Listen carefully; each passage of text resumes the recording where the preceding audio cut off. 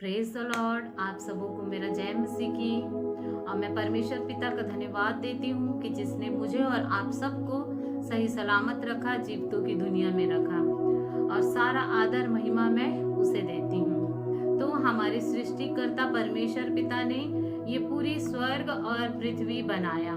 फिर हमने देखा कि कैसे मनुष्य पाप में गिर गया और कैसे प्रभु यीशु मसीह इस दुनिया में आए और उनको पाप क्षमा करने का अधिकार है। तो आज मैं 3 स्टोरी आप लोगों को सुनाऊंगी और बताऊंगी कि यीशु मसीह और हमारा कैसे संबंध है, वो किस तरह हमारा बचाव करने वाला है।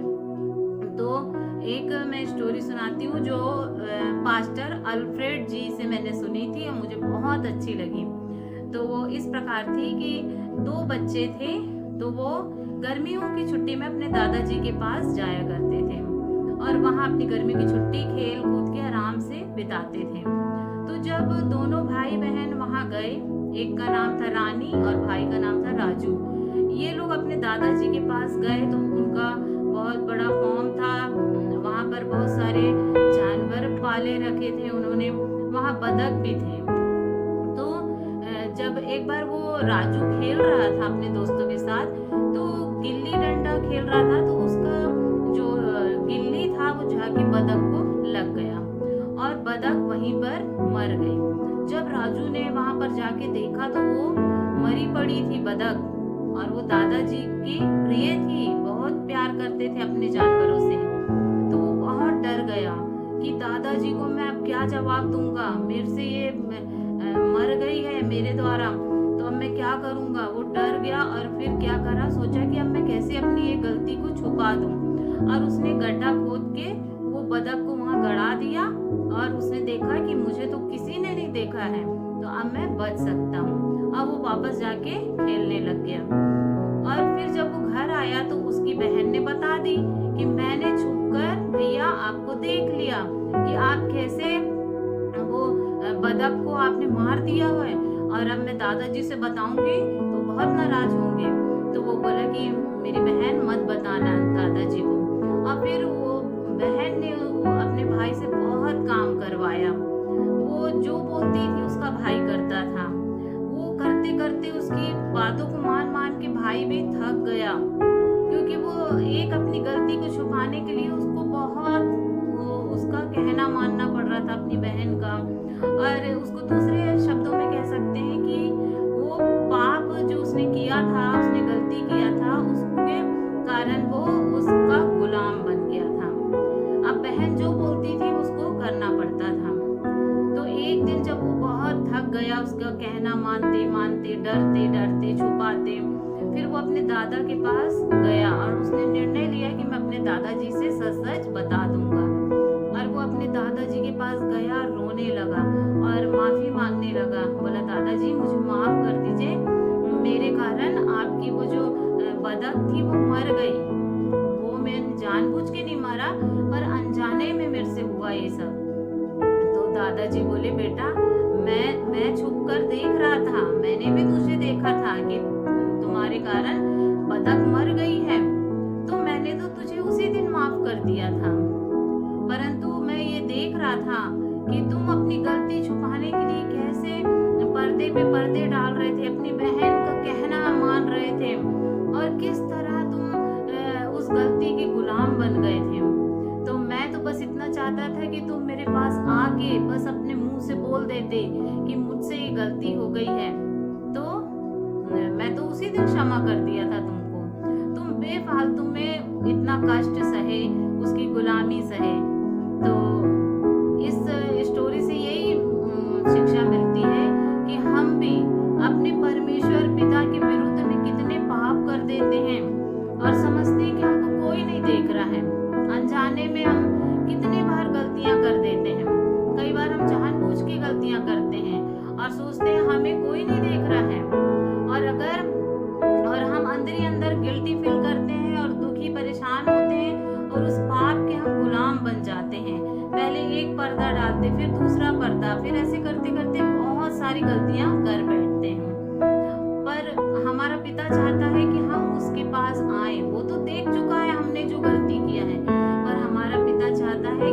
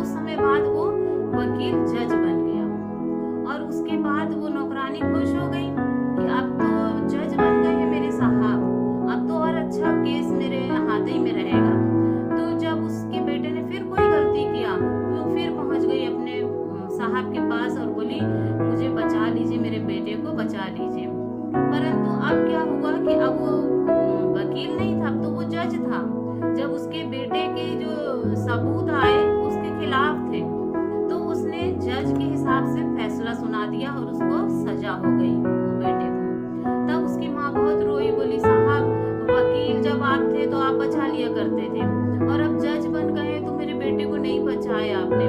तो उसने बोला कि देखो पहले मैं वकील था तो मैं तुम्हारा केस लड़ लड़ के मैं बचा लेता था, जमानत दे देता था, परंतु अब मैं जज हूँ, अब मैं फैसला करूंगा, जो सबूत मेरे सामने रहेंगे मैं उसी के आधार पर फैसला सुनाऊंगा।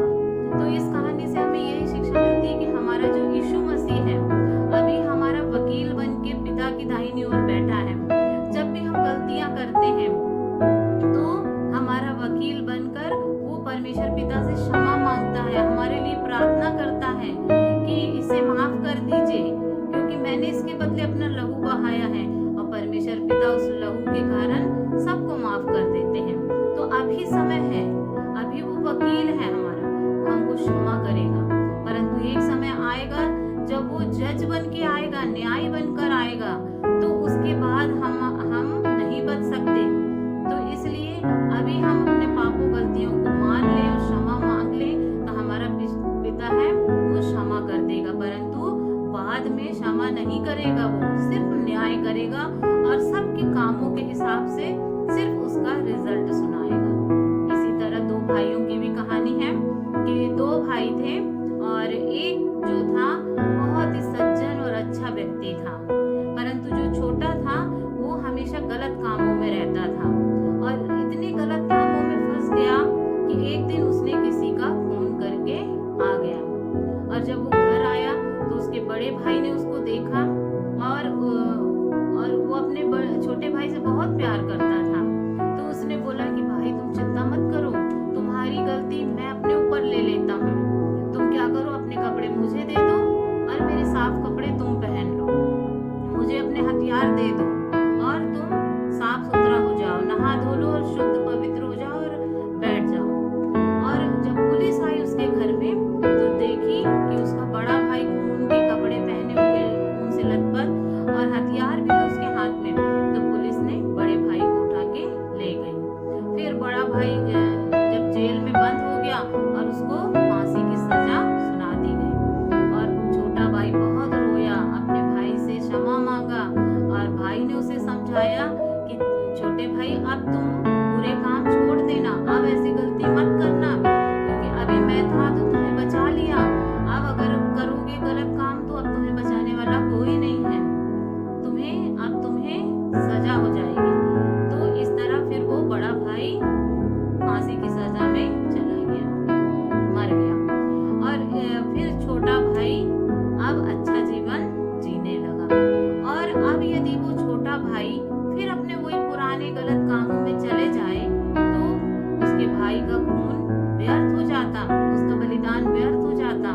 तो ऐसा ही हमारा यीशु मसीह भी है, वो हम सब के बदले में वो सजा ले ली, हमको जो सजा मिलना चाहिए था, हमें कांटों का ताज मिलना चाहिए था, हमारे मुंह पर थूका जाना चाहिए था, हमें कोड़े पड़ना चाहिए था, परंतु हमारे बड़े भाई हमारा प्रभु यीशु मसीह ने कांटों का ताज पहन लिया, 39 कोड़े अपने पीठ में खा लिया और क्रूस पे चढ़ गया, अपने शरीर का एक एक बूंद हमारे लिए बहा दिया कि हम पापियों के पाप क्षमा हो जाएं और हम बच जाएं। और वैसे ही हुआ, प्रभु यीशु मसीह ने अपना बलिदान दे दिया और हम सब माफ किए गए।